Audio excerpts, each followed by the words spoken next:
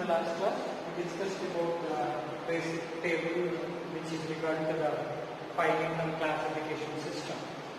Coming to this class, we are going to discuss about the classification of Monera, and again within Monera, what are the subclasses we have, right? So we are going to discuss about that Monera, Kingdom Monera today, right?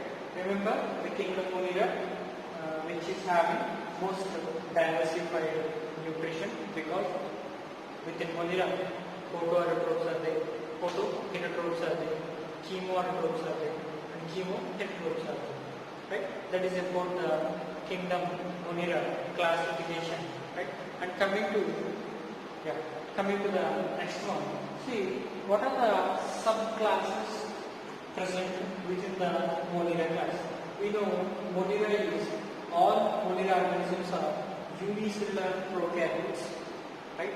Within that case, again the Monera can be divided into four groups are there. Archaebacteria is there, right?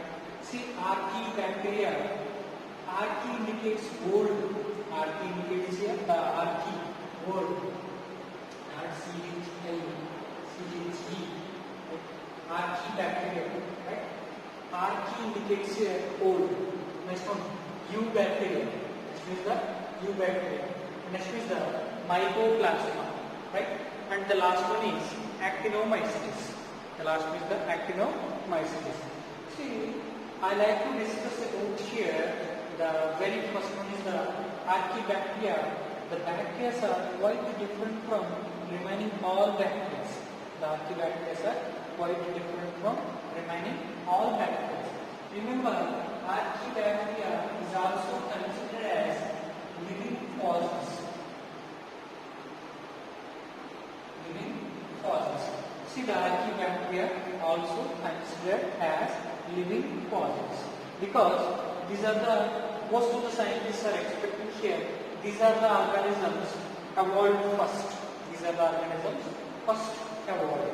See, some of the theories are saying whatever that earlier evolution process is there, during earlier evolution process, that time there is an unfavorable conditions are there. Within that conditions, some of the bacteria are developed, or some of the bacteria are evolved. That bacteria having resistance to the surrounding conditions. Resistance to the surrounding conditions. So here the Archaebacteria are the first bacteria which are also considered as the first primitive organisms, and these are also called living fossils. The Archaebacteria are also called living fossils, right? So here that is the Archaebacteria. All these Archaebacteria, means again Archaebacteria have subclasses. Within all these Archaebacteria, whatever the bacteria are there which are grown in unfavorable conditions. The simple definition is the Archaebacteria contain all bacteria are grown in unfavorable conditions. Different types of unfavorable conditions, right? So that is about the Archaebacteria. We will discuss within Archaebacteria what are the types are there, how these are survived. We will discuss. And next is the eubacteria. The next one is eubacteria. So here eubacteria indicates the bacteria is the true bacteria. The bacteria is the true bacteria, and which is grown at normal conditions. The eubacteria grown at the normal conditions means whatever that average temperature is there, normal temperature is there, and normal pH is there, and normal whatever the mineral concentration, whatever the normal conditions are there, within normal conditions, the eubacteria are survived. The eubacteria are survived. All of you remember the bacteria which are grown at the normal conditions. These bacteria are called as eubacteria. These bacteria are called as eubacteria. So that is about the eubacteria. And see, the third one is the quite different one. Third one is the quite different one. Why this one is the different one? Because all the bacteria are having cell wall. All the bacteria are having cell wall. No doubt about it. But the mycoplasma, the bacteria are very different. The mycoplasma the bacteria are very different. See, these bacteria not having cell wall. Here, cell wall is absent. Cell wall is absent. Within mycobacteria, within mycoplasma, bacteria, okay, the cell walls are absent and which are grown in anaerobic conditions. The bacteria are grown in anaerobic conditions, means absence of oxygen. The mycoplasma bacteria, the very first typical character or the different characteristics here, cell walls are absent. The next important character is the bacteria which are grown in anaerobic conditions. Anaerobic conditions means here where the oxygen is absent, within the atmosphere the oxygen is absent. Within anaerobic conditions the bacteria are survived. And majority of the mycoplasma bacteria are causes the disease. Majority of the mycoplasma bacteria causes the disease. So most of the mycoplasma bacteria are pathogens. Most of the mycoplasma bacteria are pathogens, means which causes the disease. Right? See, the last one is the actinomycetes. The actinomycetes, the different characteristics, the bacteria forms the filamentous. The bacteria forms the filamentous structure. Filamentous structure means one bacteria connected with another bacteria. So the bacteria forms the filamentous structure. And the actinobacteria, the cell walls, the bacteria cell walls are having mycolic acids. The bacteria cell walls are having mycolic acids. So actinomycetes, the bacteria filamentous structure is there, and the cell walls are having mycolic acids. And see, there is a comparison is there between the eubacteria and the actinomycetes, but the comparison is too different from one type of bacteria to the another type of bacteria.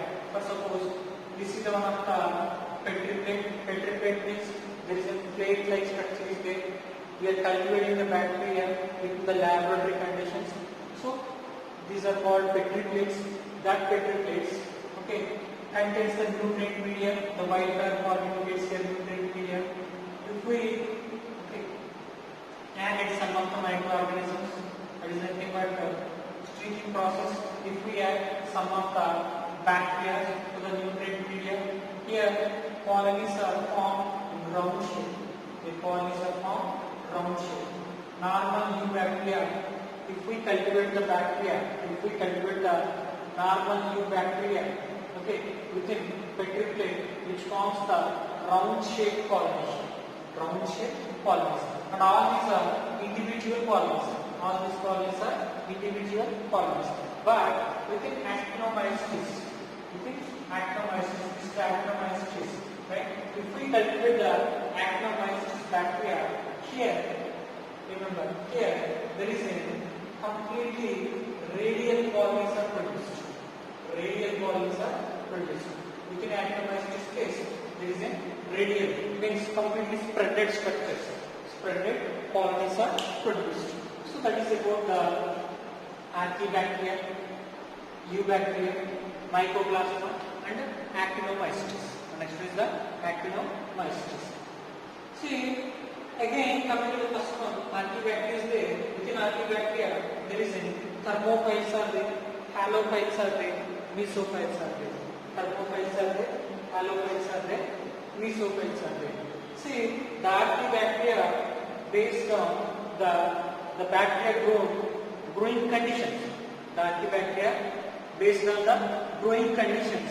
Again, these can be classified into three types. The very first is called as thermophiles. Here we know thermo indicates for temperature. So the bacteria which are grown at the high temperature. Right? So thermophiles means the bacteria are grown at the high temperature. And next is halophiles. The bacteria are grown in salt water. salt water, right? And mesophytes, see, which are grown in marshy areas. Here marshy areas means extreme gaseous condition is there. See, in certain region completely accumulated with the gases. So even presence of that gases also, some of the bacteria are grown, which are called as mesophytes. Which are called as mesophytes. So thermophytes, halophytes, mesophytes. So in these conditions, these bacteria, the archaebacteria are survived. All of you, the very first one is called as thermophytes.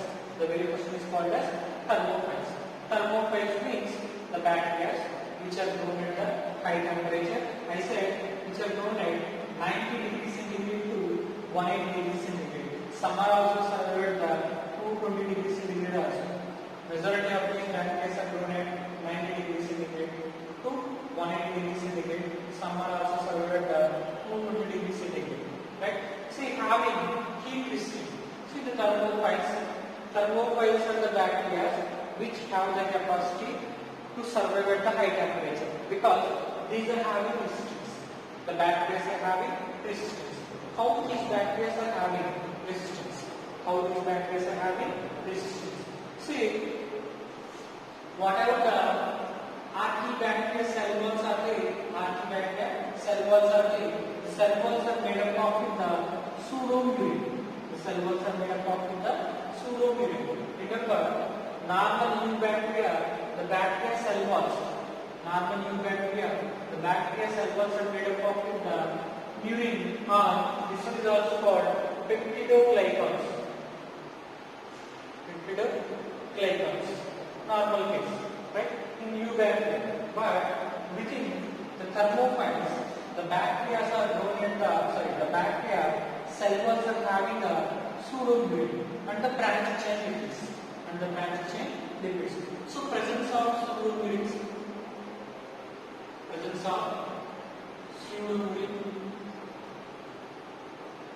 and branch chain lipids.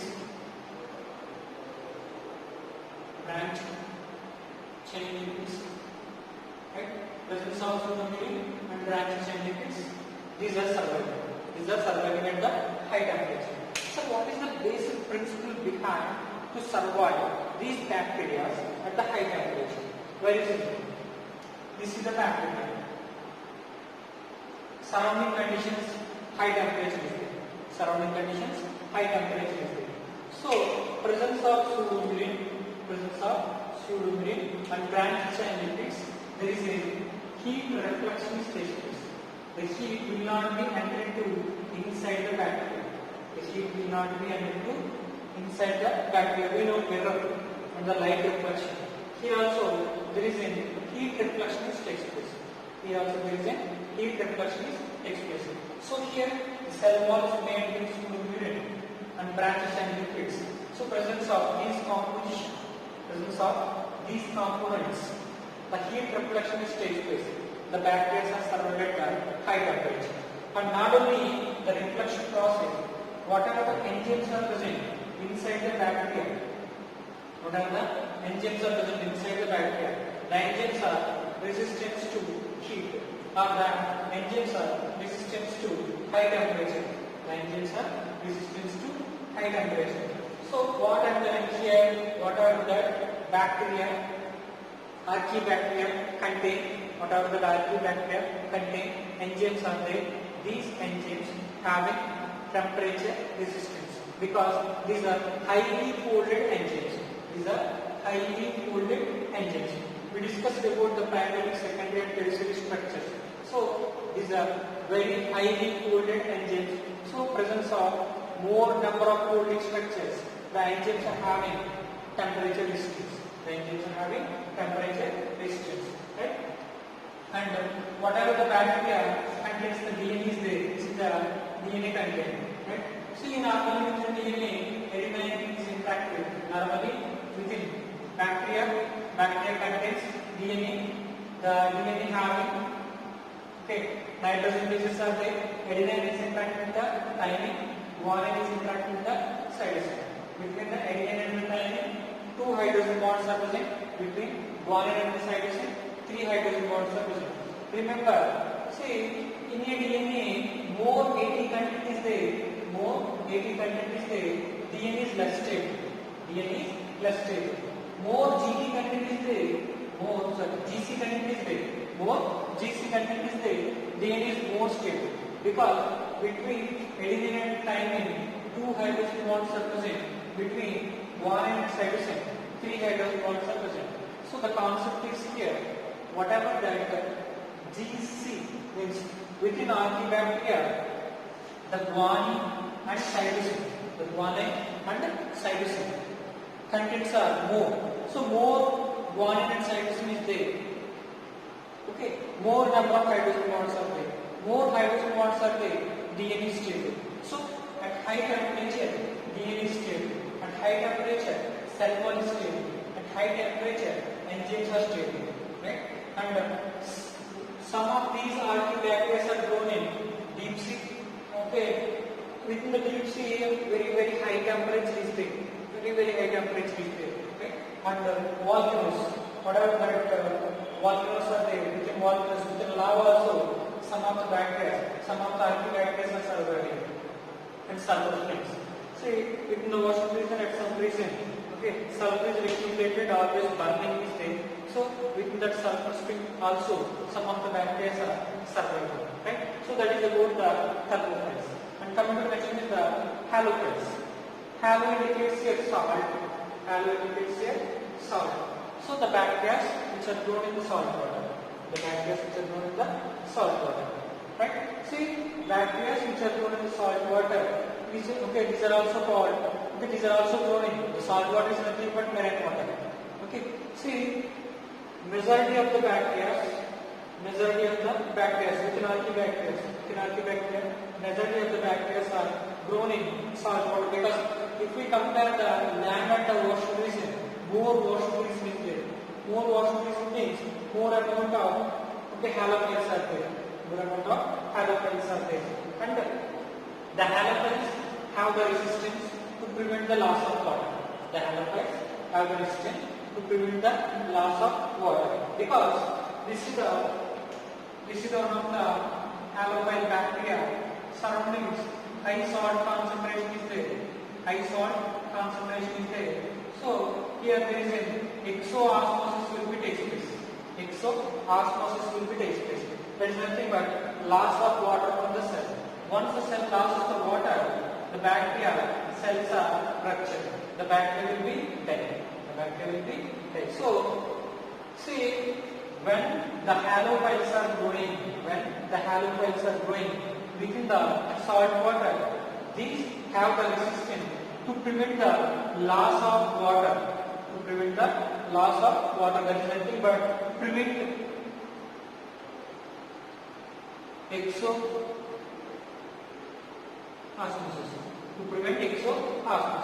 So halophils which are grown in salt water, that is nothing but marine water, that is nothing but ocean water, they have the resistance to prevent the loss of water from the cytoplasm, that is nothing but prevent the exoosmosis, because within cell membrane special transport proteins are present.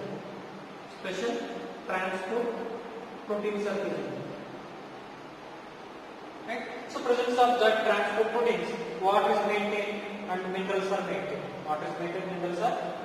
Right? That is about the halophils. And the last one is the mesophils. Meso is indicates here marshy condition. Means this is one of the area completely filled with the different types of gases, especially like methane, carbon dioxide, and other types of H2S. So that area completely filled with the different types of gases. So these bacteria are grown in marshy areas. Right? Some are grown in gut of animals. We know buffalo, ruminant animals. Some of the ruminant animals are there. See, when the food is available, when the grass is available, immediately the buffalo or cows eat the grass. After some time, okay, and the food is comes to the mouth. After some time, again the food collected from stomach to mouth, and there is a ruminification will be takes place. Ruminification is nothing but the food is mixed with the saliva. The food is mixed with the saliva because that saliva contains some of the microorganisms. These microorganisms are supporting for the digestion of cellulose. That microorganisms are supporting for the digestion of cellulose. Right? So here cellulose is digested. Cellulose is digested. See, the animal gut contains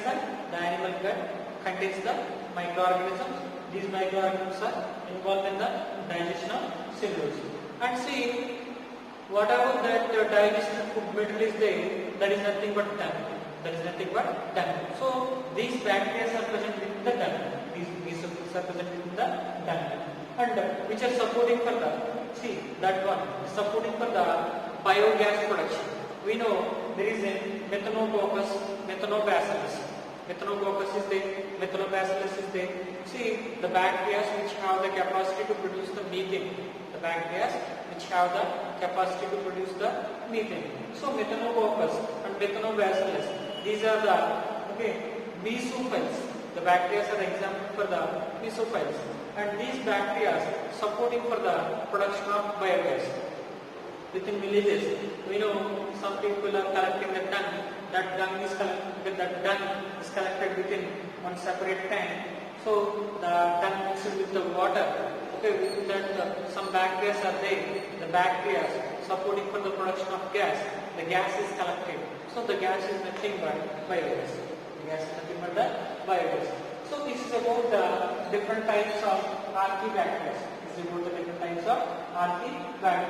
So within Monera, there is an archaebacteria is there, eubacteria is there, and mycoplasma is there, and actinomycetes is there. Again, archaebacteria, thermophiles, halophiles, mesophils. Right? This is about the classification of Monera and the subclasses within archaebacteria. Next class we will discuss about the eubacteria.